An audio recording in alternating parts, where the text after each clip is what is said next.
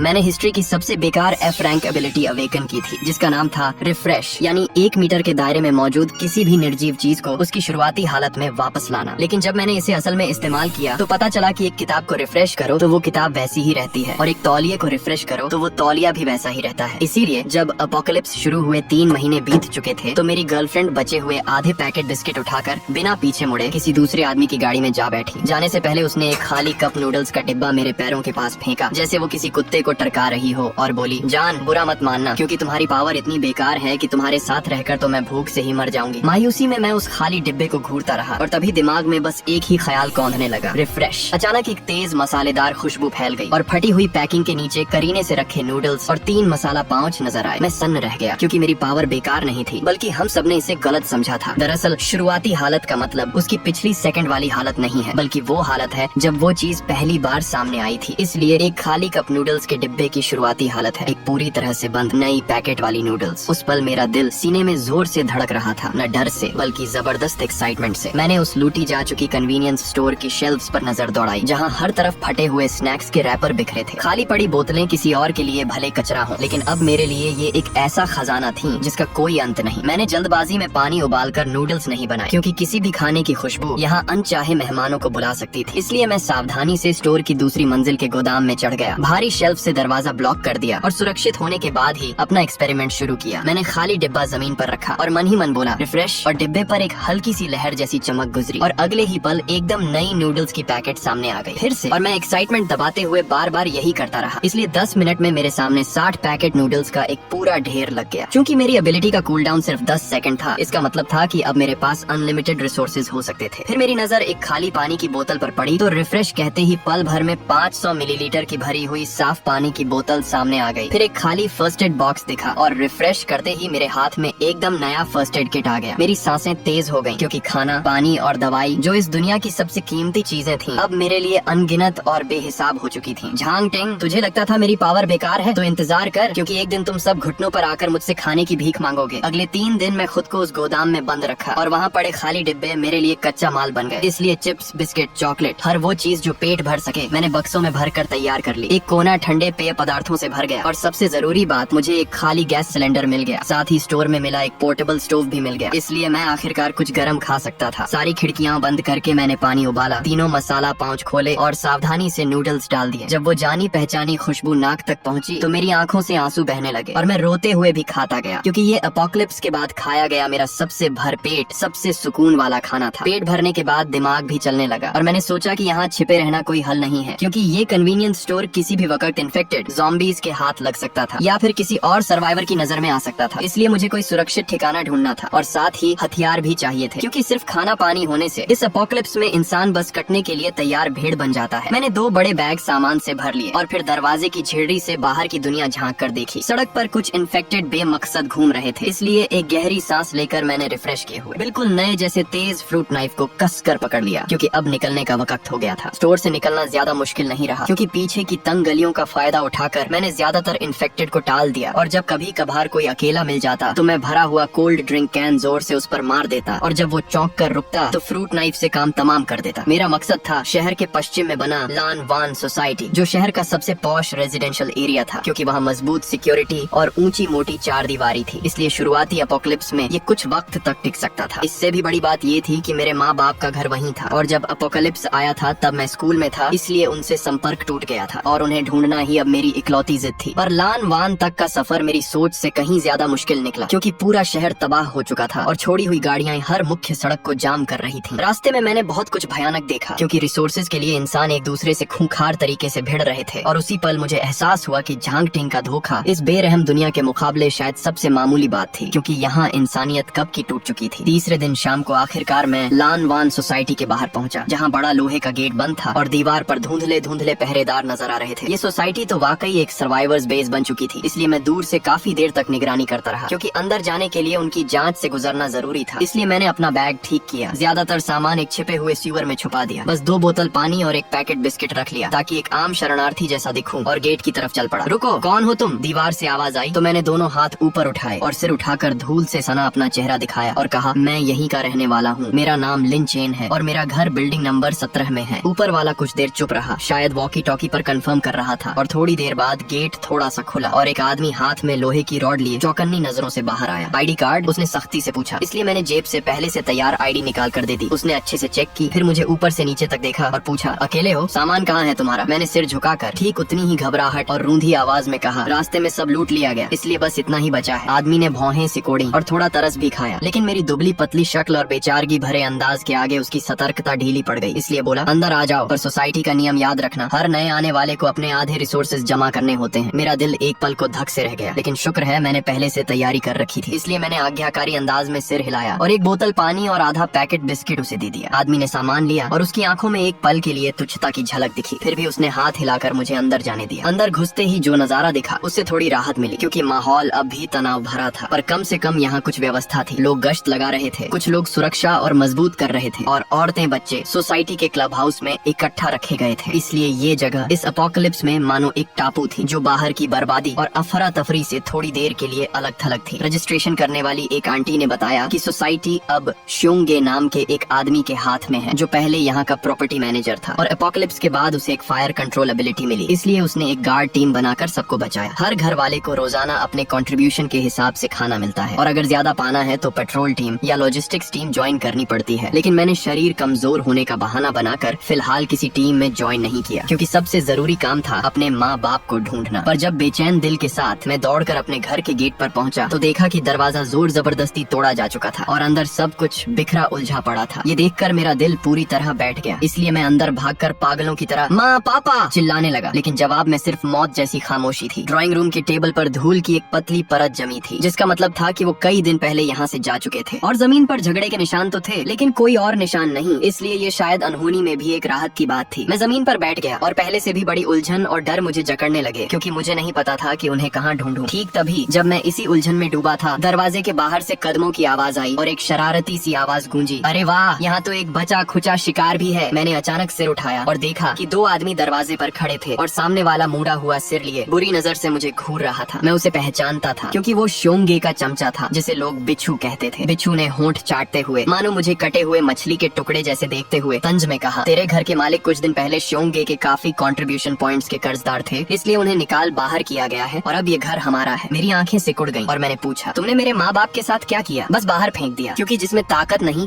इस अपोकलिप्स में उसका यही अंजाम होता है। बिच्छू व्यंग्य से हंसा, फिर बोला, पर तुझमें थोड़ा दम दिखता है, इसलिए अगर यहाँ रुककर हमारा छुटपुट काम काज कर दे तो तुझे भी 2 वक्त की रोटी मिल सकती है। मैं सच में बहुत भोला निकला, क्योंकि मैंने सोचा था यहाँ पनाह मिलेगी, लेकिन यहाँ भी वही जंगल का कानून चल रहा था। इसलिए जैसे जैसे वो पास आते गए, मेरा हाथ चुपके से बैग की साइड पॉकेट की तरफ बढ़ा, जहाँ मेरा रिफ्रेश किया हुआ एकदम नया फ्रूट नाइफ रखा था। पर ठीक जब मैं जान की बाजी लगाने को तैयार था, दरवाजे से एक ठंडी गंभीर आवाज आई, क्या हो रहा है यहाँ? बिच्छू और उसके साथी की हरकतें एक साथ रुक गईं, और आने वाले को देखते ही उनकी मुस्कान जम गई, इसलिए उन्होंने फौरन चापलूसी वाला भाव अपना लिया। दरवाजे पर काले कॉम्बैट सूट में एक लड़की खड़ी थी, हाथ में तांग चाकू लिए हुए, जिसकी धार पर अब भी गहरे लाल रंग के खून के निशान थे, और उसके पीछे कुछ और सख्त कड़क सिपाही खड़े थे। मैं उसे पहचानता था, क्योंकि वो चेन युए थी, लीरन दस्ते की सबसे ताकतवर कैप्टन, और कहा जाता था कि उसने एक बहुत दुर्लभ एकदम शार्प एबिलिटी अवेकन की है, इसलिए उसकी असली ताकत का कोई अंदाजा नहीं लगा सकता था, और वो श्योंगे का सबसे भरोसेमंद हथियार थी। चेन युए ने बिच्छू की तरफ ध्यान भी नहीं दिया, बस मेरी तरफ देखकर ठंडे लहजे में दोबारा पूछा, क्या हो रहा है यहाँ? मैंने मानो कोई तिनका पकड़ लिया हो, फौरन कहा, ये मुझे परेशान कर रहे थे। तो बिच्छू का चेहरा उतर गया और वो फौरन सफाई देने लगा, चेन कैप्टन, इसकी बात मत सुनो, क्योंकि इसके माँ बाप श्योंगे के कर्जदार थे, इसलिए हम बस घर लेने आए थे। घर लेने के लिए 2 आदमी चाहिए होते हैं, और दरवाजा भी ब्लॉक करना पड़ता है, उसने ठंडे स्वर में कहा, और फिर बोली, अब चलते बनो। बिच्छू मानो जान बचाकर भागा और अपने साथी को घसीटते हुए दुम दबाकर वहाँ से चला गया। इसलिए खतरा टलने के बाद मेरा तना हुआ शरीर ढीला पड़ गया और मैं गिरते गिरते बचा। चेन युए ने भौहें सिकोड़कर मुझे देखा और कहा, आगे से उन लोगों से दूर रहना, और बिना और वक्त गंवाए वो मुड़कर जाने लगी। मैंने जल्दी से उसे रोका और पूछा, कैप्टन चेन, आपको पता है मेरे माँ बाप को कहाँ भेजा गया? उनका नाम लिन जियानगुओ और वांग शियुमेई है। चेन युए ने थोड़ा सोचा, फिर बताया, उन्हें सोसाइटी के उत्तरी गेट के बाहर वाली बंद पड़ी फैक्ट्री में भेजा गया है, और कहने को उन्हें अपने हाल पर छोड़ दिया गया है। मेरा दिल एक झटके से जकड़ गया, क्योंकि बंद पड़ी फैक्ट्री में न खाना है न कोई सुरक्षा, इसलिए ये तो मरने के इंतजार जैसा ही था। चेन युए के जाने के बाद मैंने फौरन दरवाजा बंद कर दिया, क्योंकि मुझे उत्तरी फैक्ट्री जाना ही होगा और अपने माँ बाप को ढूंढना ही होगा, पर उससे पहले मुझे ताकत चाहिए थी। इसलिए मैंने बैग से एक चॉकलेट निकाली, 2-3 टुकड़ों में निगलकर ताकत बटोरी। फिर मेरी नजर बिच्छू की छोड़ी हुई लोहे की रॉड पर पड़ी, जो जंग खाई और थोड़ी टेढ़ी हो चुकी थी। मैंने उस पर हाथ रखा और मन ही मन कहा, रिफ्रेश, और अगले ही पल एक चमकती हुई बिल्कुल नई मेटल रॉड मेरे हाथ में आ गई। इसलिए मैंने सोचा, बढ़िया। मैं रसोई में गया, जहाँ मुझे पापा का पुराना आउटडोर सर्वाइवल किट मिला, एक मल्टी टूल फोल्डिंग शवल, एक सर्वाइवल ट्रैवल एक्स और एक चाकू, और बरसों इस्तेमाल न होने से ये सब कुंद पड़ गए थे। इसलिए रिफ्रेश कहते ही तीनों हथियार पलक झपकते ही अपनी सबसे धारदार हालत में लौट आए। रात होने तक मैंने पेट्रोल टीम की शिफ्ट बदलने का मौका देखा और चुपचाप सोसाइटी के उत्तरी गेट की तरफ खिसक गया, क्योंकि यहाँ मुख्य गेट के मुकाबले काफी सुनसान था और बस 2 गार्ड जम्हाई लेते हुए पहरा दे रहे थे। मैंने उन्हें छेड़ा नहीं बल्कि एक ब्लाइंड स्पॉट ढूंढ निकाला। इसलिए रिफ्रेश की हुई एकदम नई रस्सी की मदद से मैंने 3 मीटर से ज्यादा ऊंची 4 दीवारी आसानी से पार कर ली। दीवार के बाहर बंजर जमीन थी और दूर एक फैक्ट्री का ढांचा नजर आ रहा था, जैसे कोई खामोश लोहे का दैत्य हो, और हवा में सड़ांत फैली हुई थी तो कभी कभार ज़ॉम्बीज़ की घर घर आवाज भी सुनाई देती। मैंने रॉड कसकर पकड़ी, शरीर झुकाए और तेजी से फैक्ट्री की तरफ बढ़ने लगा। पर जैसे जैसे मैं पास पहुंचता ज़ॉम्बीज़ की तादाद बढ़ती जा रही थी। मैं एक टूटी दीवार के पीछे छिप गया, क्योंकि फैक्ट्री के गेट पर कम से कम 10-12 ज़ॉम्बीज़ जमा थे और लगता था वो किसी आवाज की तरफ खींचे चले आए हैं। इसलिए उस बंद लोहे के गेट को पागलों की तरह पीट रहे थे, जबकि गेट के अंदर से हल्की हल्की चीखें और रोने की आवाजें आ रही थी। माँ पापा वहीं अंदर हैं, ये सोचकर मेरा दिल जल रहा था, लेकिन दिमाग कह रहा था कि जबरदस्ती अंदर जाना ठीक नहीं। चारों तरफ नजर दौड़ाने पर मुझे फैक्ट्री की एक साइड में ऊंची खिड़कियों की एक कतार दिखी, जमीन से करीब 4 मीटर ऊपर। इसलिए मैंने सोचा शायद वहाँ से अंदर जाया जा सकता है। फैसला करने के बाद मैंने एक पत्थर उठाया और पूरी ताकत से उसे दूर खड़ी एक गाड़ी पर फेंका तो जोरदार आवाज हुई और गेट पर जमा ज़ॉम्बीज़ उस आवाज की तरफ खींच गए और लड़खड़ाते हुए उस तरफ मुड़ गए। इसी मौके का फायदा उठाकर मैं तेजी से फैक्ट्री की दीवार तक पहुंचा। बैग से रस्सी निकाली, एक सिरे पर क्लाइंबिंग हुक बांधा और जोर से फेंका तो हुक खिड़की की चौखट में मजबूती से फंस गया। गहरी सांस लेकर मैं फुर्ती से रस्सी पर चढ़ने लगा और झट से फैक्ट्री के अंदर कूद गया। ये एक बहुत बड़ा प्रोडक्शन हॉल था, जहाँ हर तरफ जंग खाई मशीनें और बिखरे पुर्जे पड़े थे, जबकि टूटी छत से बस चंद चांदनी की किरणें अंदर आ रही थी। दूसरी तरफ से दबी हुई सिसकियां और बहस की आवाजें आ रही थी। इसीलिए मैं आवाज का पीछा करते हुए सावधानी से आगे बढ़ा। पुरानी मशीनों से घिरे एक कोने में मुझे दर्जनों सर्वाइवर्स बैठे दिखे, जो ज्यादातर बुजुर्ग और बच्चे थे, और भीड़ में एक ही नजर में मुझे मेरे माँ पापा दिख गए। वो कोने में सिकुड़े बैठे थे और माँ घुटनों को पकड़े बिना आवाज किए रो रही थी, जबकि पापा उसे कसकर पकड़े लगातार समझा रहे थे। मेरी आंखें भर आईं और रूंधी आवाज में मैं चिल्ला उठा, माँ पापा। सब लोग चौंक गए और एक साथ मेरी तरफ देखने लगे, और माँ पापा तो और भी जोर से चौंके और सिर उठाकर मुझे देखा तो अगले ही पल उनके चेहरों पर हैरानी की जगह बेइंतहा खुशी छा गई। माँ चीखते हुए भागती गिरती मेरी तरफ दौड़ी और हम तीनों इस उजड़ी उम्मीद हारी दुनिया में एक दूसरे को कसकर लिपट गए, क्योंकि मिलन की खुशी ने सारे डर और बेचैनी को पल भर के लिए धो दिया। पर तभी एक कड़वी आवाज ने ये गर्मजोशी भरा पल तोड़ दिया। तू कहाँ से टपक पड़ा? चेहरे पर लंबे कट के निशान वाला एक आदमी आगे आया और उसके पीछे कुछ ताकतवर जवान लड़के खड़े थे, इसलिए साफ था कि यही यहाँ का सरगना था। उसकी लालची नजरें मेरे कंधे पर लटके फूले हुए बैग पर टिक गईं और वो बोला, अरे वाह छोटे भाई, तुझमें तो काफी दम लगता है, क्योंकि अकेले यहाँ तक आ गया। तो बैग में क्या है निकाल कर सबको दिखा। मैंने अपने माँ पापा को अपने पीछे कर लिया और ठंडी नजरों से उसे देखते हुए कहा, ये मेरी चीज है। तेरी चीज? कट्टे चेहरे वाला व्यंग्य से हंसा, फिर बोला, यहाँ किसी की कुछ नहीं होता, बल्कि सिर्फ मेरी चीज होती है, इसलिए अक्ल से काम ले, बैग सौंप दे वरना। और उसने हाथ में पकड़ी कुल्हाड़ी लहराई, इसलिए धमकी साफ थी। और उसके पीछे के गुंडे भी घेरा बनाकर आगे बढ़ाए, जबकि यहाँ फेंके गए बाकी बूढ़े बीमार लोग गुस्से में होते हुए भी कुछ बोल नहीं पाए और बस तरस भरी नजरों से मुझे देखने लगे। मेरे पापा घबराकर मुझे पीछे खींचते हुए कटे चेहरे के सामने गिड़गिड़ाने लगे, भाई साहब मेरा बेटा नादान है और बैग में बस थोड़ा सा खाना है, इसलिए सब आपको दे देंगे, पर इसे तंग मत कीजिए, बहुत देर हो गई। कटा चेहरा तंज में हंसा और बोला, अब तो मुझे सिर्फ बैग नहीं बल्कि इसकी जान भी चाहिए। कहते ही उसने हाथ बढ़ाकर मुझे पकड़ने की कोशिश की तो मेरी आंखों में ठंडी चमक कौंधी और मैं पीछे नहीं हटा बल्कि आगे बढ़ा और मेरे हाथ की मेटल रॉड एक तीखे कोण से उसकी कलाई पर पूरी ताकत से पड़ी, इसलिए कट की आवाज के साथ कटे चेहरे की कलाई एक अजीब कोण पर मुड़ गई। सब लोग सन्न रह गए, क्योंकि किसी को अंदाजा नहीं था कि ये दुबला पतला दिखने वाला लड़का इतनी हिम्मत दिखाएगा। इसलिए दर्द से पसीने पसीने कटे चेहरे ने